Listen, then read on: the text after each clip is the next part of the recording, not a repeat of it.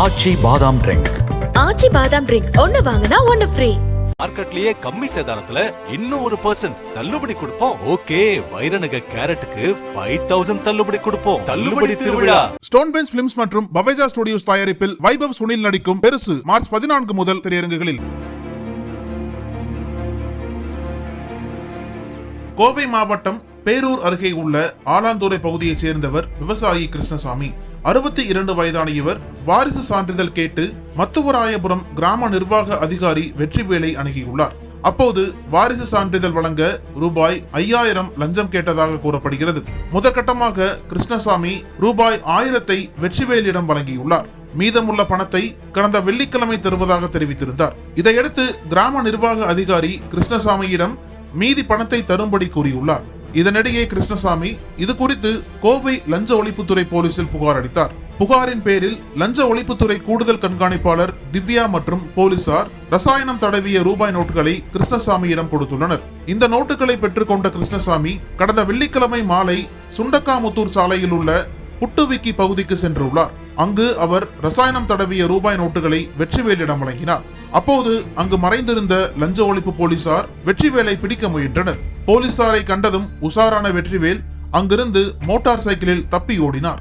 அவரை போலீசார் சினிமா பாணியில் துரத்தினர். போலீசார் துரத்தி வருவதை அறிந்த வெற்றிவேல் பேரூர் குளத்தேரி சாலையில் வாகனத்தை நிறுத்திவிட்டு பேரூர் குளத்தில் குதித்து தான் வாங்கிய பணத்தையும் குளத்தில் வீசி எறிந்துள்ளார்.